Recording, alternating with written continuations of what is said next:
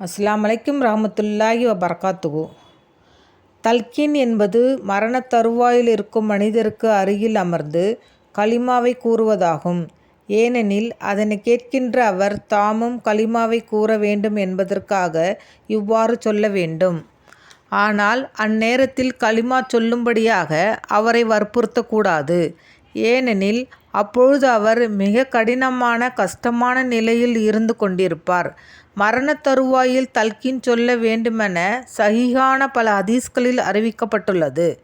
எந்த மனிதருக்கு மரண நேரத்தில் லா இலாஹ இல்லல்லாஹு கூறும் பாக்கியம் கிடைத்துவிடுகிறதோ அவருடைய பாவங்கள் வெள்ளப் பிரளயத்தினால் கட்டிடங்கள் தகர்ந்து விடுவது போல் தகர்ந்து விடுகின்றன என்று ஒரு ஹதீஸிலும், எந்த மனிதருக்கு மரண வேளையில் புனித கலிமாவை கூறிடும் பாக்கியம் கிடைக்கிறதோ அவருடைய முந்திய பாவங்கள் அனைத்தும் மன்னிக்கப்பட்டு விடுகின்றன என இன்னொரு ஹதீஸிலும், முனாஃபிக் என்னும் நயவஞ்சகனுக்கு இக்கலிமாவை கூறிடும் பாக்கியம் கிடைப்பதில்லை என இன்னொரு ஹதீஸிலும், உங்களில் இறந்து விட்டவர்களுக்காக லா இலாஹ இல்லல்லாஹு என்ற கட்டுச்சொற்றை அனுப்பி கொண்டிருங்கள் என்ற பிறிதொரு ஹதீஸிலும், ஒருவர் ஒரு குழந்தையை லா இலாஹ இல்லல்லாஹு கூறும் வரை வளர்ப்பாரானால் அவரிடம் கேள்வி கணக்கு கேட்கப்பட மாட்டாது என்று வேறொரு ஹதீஸிலும், ஒருவர் தொழுகையை பேணுதலாக கடைபிடித்து வருவாரானால் அவர் இறக்கும் நேரத்தில் ஒரு வானவர் அவரிடம் வந்து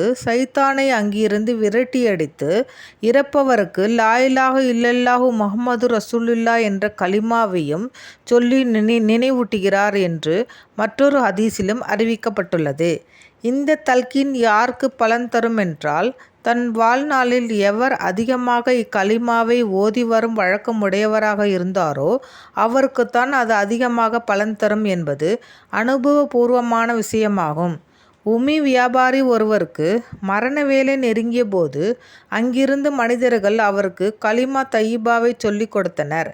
அவர் கலிமாவை கூறாமல் இன்ன மூட்டை இன்ன விலை இன்ன மூட்டை இன்ன விலை என்று கூறிக்கொண்டிருந்தார்.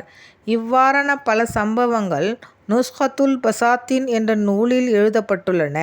இவை கண்கூடாக காணப்படும் நிகழ்ச்சிகளாகும். பெரும்பாலான நேரங்களில் பாவங்களை செய்து கொண்டிருப்பதுதான் மரண வேளையில் கலிமாவை கூறும் பாக்கியம் கிடைக்காமல் போவதற்கு காரணமாக இருக்கிறது. அபின் சாப்பிடுவதால் 70 வகையான தீமைகள் ஏற்படுகின்றன.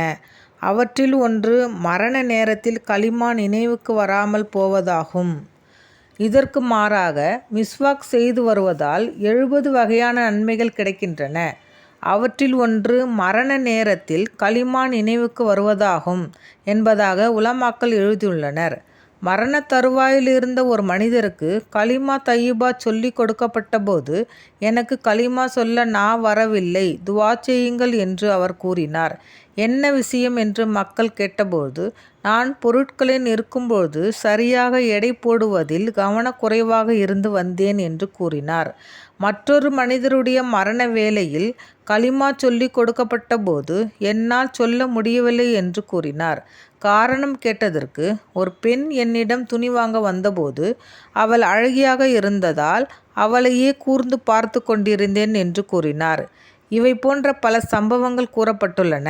இவற்றில் பல தத்கிரத்துல் குர்துபியா என்னும் நூலில் எழுதப்பட்டுள்ளது. எனவே பாவங்களை விட்டு தௌபா செய்து அல்லாஹு தாலாவிடம் நல்லுதவி வேண்டி துவா செய்து கொண்டிருக்க வேண்டியது அடியானின் வேலையாகும். அஸ்ஸலாமு அலைக்கும் ரஹ்மத்துல்லாஹி வபரகாத்துஹு. சுபஹானல்லாஹி வபிஹம்திஹி சுபஹானல்லாஹும்ம வபிஹம்திக அஷ்ஹது அன் லா இலாஹா இல்லா அன்த அஸ்தக்ஃபிருக வ அத்தூபு இலைக்க.